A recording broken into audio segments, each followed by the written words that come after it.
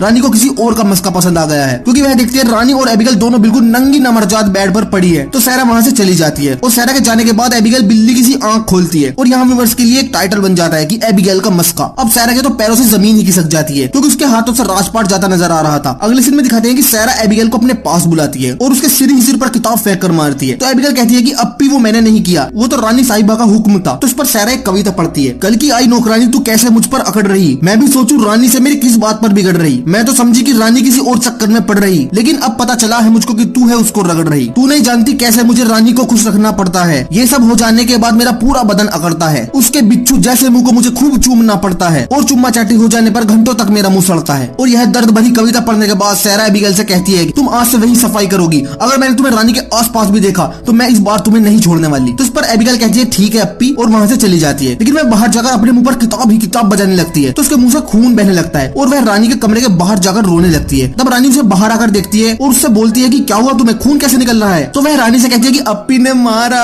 अब अगले सीन में दिखाते हैं कि सायरा रानी से कहती है कि मैंने एबिगेल को महल से निकाल दिया है क्योंकि उसने चोरी की थी। तो इस पर रानी कहती है कि नहीं तुम झूठ बोल रही हो, उसने ऐसा नहीं किया। तो सायरा रानी से कहती है कि तुम उसे निकाल दो वरना अच्छा नहीं होगा। तो रानी कहती है कि नहीं मैं उसे नहीं निकालने वाली, वह बहुत नमकीन है और उसे मेरा मस्का भी पसंद है। और यहाँ रानी एबिगेल के साथ बग्गी में बैठकर चली जाती है और सायरा उन्हें देखती रह जाती है। आगे दिखाते हैं कि सायरा एबिगेल और रानी साथ साथ चल रहे हैं और यहाँ रानी एबिगेल और सायरा को उसके लिए झगड़ते हुए देख मजे ले रही है। तो सायरा रानी को तुरंत खोपचे में लेकर जाती है और कहती है कि तुम्हें बड़ा मजा आ रहा है हम दोनों के झगड़े को देखकर। तो इस पर रानी कहती है कि मेरे रगड़े के लिए तुम्हारे आपस के झगड़े मुझे बहुत पसंद है। और यहाँ रानी सायरा को बुरी तरीके से चूमने लगती है और एक बार फिर से एबिगेल के हाथ से रानी खोपचे में में जाती नजर आती है। आगे दिखाते हैं कि एबिगेल अब बेचैन हो जाती है क्योंकि वह सारा को किसी भी हालत में रानी से दूर करना चाहती है क्योंकि उसे फिर से गरीब नहीं रहना। तो वह एक प्लान बनाती है और जब सारा रानी के पास आती है तो एबिगेल सारा की चाय में बेहोशी की दवा मिला देती है और जब सारा चाय पीने के बाद अपने घोड़े पर जा रही होती है तो वह बेहोश हो जाती है और घोड़ा उसे खींचते हुए बहुत दूर ले जाता है। अब यहाँ एबिगेल का रास्ता साफ हो जाता है और वह तुरंत हार्ले के पास जाती है कि तुम अगर मेरी उस आदमी से शादी की बात रानी से करो तो मैं तुम्हारे बहुत काम आ सकती हूँ और अब मैं रानी के काफी करीब हूँ। अब रानी केवल मेरी ही सुनेगी। तो इस पर हार्ले कहते हैं कि अगर रानी तुम्हारी ही सुनेगी तो तुम खुद ही रानी से शादी के लिए क्यों नहीं बोल देती। तो इस पर एबिगेल कहती है कि मैं नहीं चाहती कि रानी को यह लगे कि मैं उनसे कुछ मांग रही हूँ, तो यह काम तुम ही करोगे। और हार्ले रानी के पास जाकर यह प्रस्ताव रखता है, लेकिन तभी रानी को सारा के बारे में पता चलता है कि वह 2 दिन से महल में नहीं है और नहीं उसका कुछ अता पता है। तो यहाँ पहले तो रानी को लगता है कि सारा उसे जलाने के लिए ऐसा कर रही है, लेकिन सारा के काफी टाइम तक ना लौटने के बाद रानी को उसकी फिक्र होने लगती है और एबिगेल से कहने लगती है कि उसने मेरी जिंदगी में बहुत सेवा की है और मैं उसे मुसीबत में छोड़ रही हूँ। तो इस पर एबिगेल कहती है कि कुछ नहीं होगा, अप्पी को आ जाएंगी वो। तो इस पर रानी कहती है कि तुम कितनी अच्छी हो एबिगेल, सबका कितना ख्याल रखती हो, और उससे कहती है कि मैं तुम्हारी शादी महल के एक शाही आदमी से करवा देती हूँ। तो इस पर एबिगेल मना करने का दिखावा करती है और कहती है कि मैं तो एक नौकरानी हूँ, मैं कैसे शाही आदमी से शादी कर सकती हूँ। तो रानी कहती है कि शादी के बाद तुम नौकरानी नहीं रहोगी और कहती है कि अगर सारा आ गई तो वह तुम्हारी शादी नहीं होने देगी, तो तुम उसके आने से पहले ही तुरंत शादी कर लो। और एबिगेल तो यही चाहती थी, तो वह तुरंत हाँ कर देती है और रानी इन दोनों की शादी करवा देती है और महल का पूर्वी हिस्सा एबिगेल के नाम कर देती है। अब दूसरी तरफ दिखाते हैं कि सारा अब भी घोड़े से खिचड़ती हुई जा रही है। तभी वहाँ जंगल में रात को कोई दाबादाब संभोग में लगा हुआ है। वैसे तो संभोग के दौरान कुछ भी दिखाई नहीं देता, लेकिन फिर भी वह सारा को देख लेता है और उसे अपने घर ले जाते हैं। और जब सारा होश में आती है तो वह तब भी दाबादाब संभोग में लगे हुए हैं और हम व्यूअर सुनते हैं कि कमरे के चारों ओर पटापट संभोग की आवाजें आ रही हैं। तब हमें असल में पता चलता है कि यह एक प्रोस्टिट्यूशन हाउस है। और तभी वहाँ एक औरत आती है और वह सारा से कहती है कि मैंने तुम्हारी जान बचाई है और तुम्हें यहाँ धंधा करके मेरा कर्ज चुकाना होगा। लेकिन सारा किसी आदमी को भेजकर महल से अपने एक साथी को बुलवा लेती है और वहाँ से महल की ओर रवाना हो जाती है। अब महल के अंदर दिखाता है कि आज एबिगेल और उस शाही आदमी की सुहागरात है। तो यहाँ वह शाही आदमी कहता है कि यहाँ आ जा, इंतजार नहीं होता, बहुत तरसा लिया तूने। लेकिन एबिगेल उसके साथ संभोग नहीं करती, वह उस बेचारे को हाथ से ही सुख पहुंचा देती है। इससे हमें पता चलता है कि एबिगेल बस अमीर बनना चाहती थी, उसे इस शाही आदमी में कोई दिलचस्पी नहीं थी। आगे दिखाते हैं कि एबिगेल की फटी पड़ी है कि कहीं सारा वापस आ गई तो मुझे कच्चा चबा जाएगी, और होता भी यही है। अगली सुबह जब जश्न चल रहा होता है तो वहाँ सारा की एंट्री होती है और यहाँ हम व्यूअर समझ जाते हैं कि एबिगेल को उस शाही आदमी की बद्दुआ लग गई है। बेचारे को शादी के बाद भी संभोग नहीं मिला। अब एबिगेल सारा को यहाँ देखकर कहती है कि हाय मेरी अप्पी, कहाँ चली गई थी तुम? तो सारा कहती है कि नर्क में गई थी और अब तुम वहाँ जाओगी। तो एबिगेल सारा के मुंह पर लगी चोट के निशान को देखकर कहती है कि अप्पी आपने टैटू तो बहुत अच्छा बनवाया है। तो सारा इस पर कहती है कि टेंशन ले, तेरे तो चुत्तड़ पर टैटू बनाऊंगी मैं, और तुरंत एबिगेल के मुंह पर 2 थप्पड़ जड़ती है। तो एबिगेल कहती है कि अब मेरी शादी भी हो चुकी है, अब हमें लड़ने की जरूरत नहीं है, क्योंकि यहाँ एबिगेल की फटी पड़ी है कि अब क्या होने वाला है। आगे दिखाते हैं कि सारा रानी के पास जाती है और रानी उसके चेहरे पर जख्म देखकर चौंक जाती है और सारा यहाँ रानी से कहती है कि मेरी बस एक बात मान लो, एबिगेल को तुरंत महल से निकाल दो। लेकिन रानी ऐसा नहीं करती। आगे दिखाते हैं कि हार्वे सारा के चेहरे को देखता है तो वह कहता है कि भगवान का लाख लाख शुक्र है कि आपको एक खरोच भी नहीं आई। अब सारा को यहाँ कुछ समझ नहीं आता कि वो क्या करे, तो वह रानी के पास जाकर किस करने की कोशिश करती है, तो रानी उसके चेहरे को देखकर किस नहीं करती। अगली सुबह दिखाते हैं कि सारा रानी के रूम में कुछ खत लेकर आती है और रानी से कहती है कि अगर तुमने एबिगेल को महल से नहीं निकाला तो मैं यह तुम्हारे और मेरे बीच के यह गंदे खत सभी को दिखा दूंगी, और वहाँ से चली जाती है। लेकिन सारा बाद में सोचती है कि यह सही नहीं है, एबिगेल की गलती की सजा रानी को क्यों मिले, तो वह सारे गंदे खत जला देती है। और तभी रानी एक दूत को सारा के पास भेजती है जो सारा से कहता है कि रानी साहिबा ने आदेश दिया है कि आज के बाद आप रानी से नहीं मिलेंगी, और वह सारा से चाबी भी ले लेता है जो हमेशा सारा के पास हुआ करती थी। आगे हम देखते हैं कि सारा को महल से निकाल दिया जाता है और रानी के द्वारा हार्ले को प्रधानमंत्री चुन लिया जाता है। और आगे हम देखते हैं कि एबिगेल पूरी तरह से अमीरी के नशे में चूर हो चुकी है और वह रोज खूब शराब पीती है। और अब हालात ये बन गए हैं कि एबिगेल रानी को नहीं बल्कि रानी एबिगेल को संभाल रही होती है। तो यहाँ रानी को यह महसूस होने लगता है कि सारा सही थी और यह बात दूत द्वारा सारा तक पहुँच जाती है कि एबिगेल अब रानी का ध्यान नहीं रखती। तो सारा पूरे दिन की मेहनत के बाद रानी को एक खत लिखती है कि कितना था तुम्हें मेरा चस्का, फिक्र नहीं मुझे अपनी ख्वाहिश का, शायद अब तुम्हें समझ आ गया लो गलता एबिगेल का मस्का। लेकिन यह खत एबिगेल के हाथ लग जाता है और वह उस खत को जला देती है और सोचती है कि यह तो बहुत खतरनाक खत था, अगर यह रानी पढ़ लेती तो वह तुरंत सारा को वापस बुला लेती। तो वह एक प्लान रचती है। वह रानी से जाकर कहती है कि सारा और उसके हस्बैंड ने खजाने के हिसाब किताब में गड़बड़ की है और वह इसके कुछ झूठे सबूत भी रानी को दिखाती है और रानी इस पर तुरंत कार्रवाई करती है और वह सारा और उसके हस्बैंड को देश निकाला कर देती है। और जब सिपाही सारा के घर की ओर आ रहे होते हैं तो सारा विंडो से देखकर कहती है कि अब इंग्लैंड में मन नहीं लगता, चलो इस देश से कहीं और दूर चले, क्योंकि वह समझ जाती है कि रानी ने देश निकालने के लिए सिपाही भेज दिए हैं। अब फिल्म का आखिरी सीन दिखाते हैं जिसमें रानी अपने बिस्तर पर लेटी है और एबिगेल वहीं एक चेयर पर बैठी होती है और एबिगेल अचानक से रानी के खरगोश को पाँव से कुचलने लगती है। तो यहाँ रानी उसे देख लेती है और उसे अपने पास बुलाती है और उसके बाल जोर से पकड़कर कहती है कि आज से तेरी यहाँ रोकराई से भी बुरी जिंदगी कटेगी। और इससे हम व्यूअर को पता चल जाता है क्योंकि रानी अब एबिगेल को नहीं छोड़ने वाली और फिल्म खत्म हो जाती है। तो कहानी के आखिर में मैं आपसे कहना चाहता हूँ कि यह कहानी बिल्कुल सच्ची है और आप चाहे तो गूगल पर सर्च कर सकते हैं। तो आपको यह हमारा वीडियो कैसा लगा कमेंट सेक्शन में जरूर बताइएगा